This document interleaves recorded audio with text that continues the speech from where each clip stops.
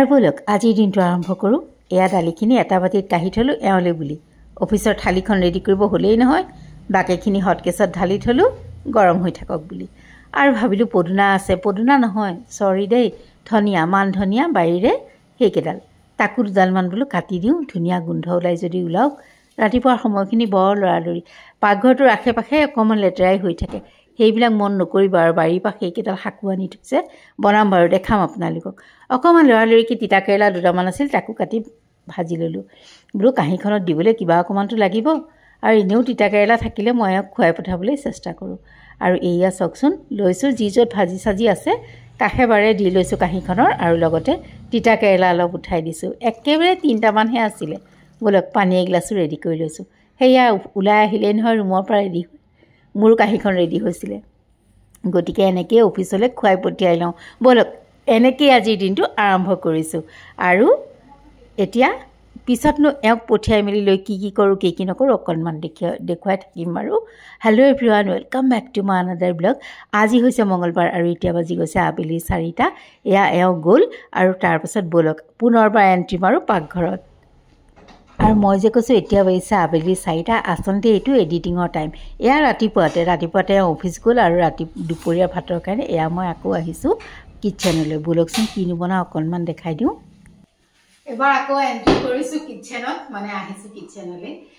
এওঁ খাই মেলি গ'ল, আকৌ এয়া চাপৰি লৈছোঁ, নহ'লে এডজাষ্ট নহয়, সদায় বাৰু কিমান কৰি থাকিম। আৰু এইবাৰ বনাওঁ বাৰীৰে কলমৌ শাক কেইডালমান, আৰুতো মোৰ হৈয়ে গৈছে, বাকী এইকেইডাল ছিঙি আনিলে, গতিকে আৰু বোলো ফ্ৰেছ ভাজি পেলাওঁ। আৰু কি কৰোঁ বোলকচোন, কিবা এটা বনাওঁ মানে কি, মোৰ চাহৰ লগত খাবলৈ একো বস্তুৱেই নাইকিয়া নিচিনা হৈ আছে, গতিকে কিবা এটা বনাই থওঁ, আপোনালোকৰ লগতো শ্বেয়াৰ কৰোঁ। এইফালে দিছোঁ মই অলপ মিঠাতেল, অকণমান ক'লা জিৰা দিছোঁ, পাঁচফোৰণো দিব পাৰে, মই ক'লা জিৰা অকণমানকৈ দি লৈছোঁ। এতিয়া দিছোঁ ইয়াতে মই পিঁয়াজ, আৰু এতিয়া মই অলপ আদা নহৰু ব্যৱহাৰ কৰিম। এয়া আদা নহৰু,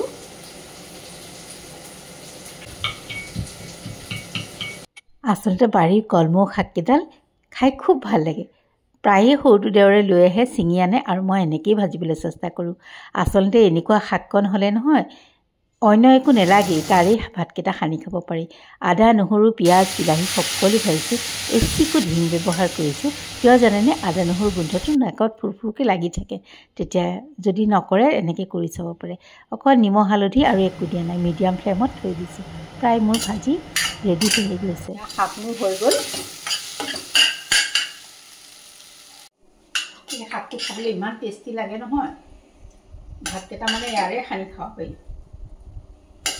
আৰু এয়া দেখিছেনে কিমান টেষ্টি হৈছে। ইচ্ছা কৰিলে অকণমান পনীয়াকৈও বনাব পাৰি, মই পিছে এনেকৈয়ে বনালোঁ, বহুত টেষ্টি লাগে, ট্ৰাই কৰিব। ভাবিলোঁ যে আটাৰ হালুৱাই বনাওঁ, সেইকাৰণে মই আটা লৈছোঁ। এই পূৰা 1 কাপ লোৱা নাই, ডাঙৰ কাপ যিহেতু। চেনি কিন্তু আধা কাপ লৈছোঁ, অকণমান ব্ৰাউন চুগাৰ মিক্স হৈ আছে। এইখিনি মই আধা কাপ পানীৰে ঘুটি ল'ম। পানী দিছোঁ, এইখিনি মই এতিয়া উতলাই ল'ম। মই গৰম হ'বলৈ থৈ দিছোঁ, চেনিখিনি গলিবলৈ।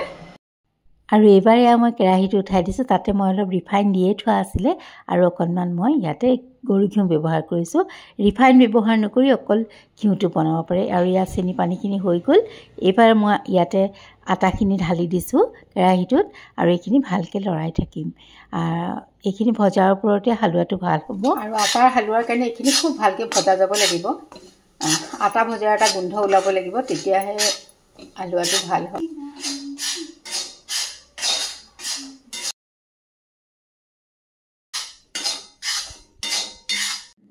দিছোঁ মই ইয়াতে কিচমিচ, ধুনীয়াকৈ আটাখিনি ব্ৰাউন কালাৰ হৈ গৈছে, আৰু অকণমান ভাজি থাকিলে ইয়াৰ পৰা তেল এৰি যাব, তেলটো ওলাই যাব আটাৰ পৰা।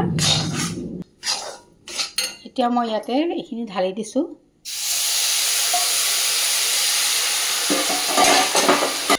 আৰু ইয়াত দেখিছেই নহয়, পূৰা 1 কাপ মই লোৱাই নাছিলোঁ, তাৰে এইখিনি মোৰ হৈ গ'ল।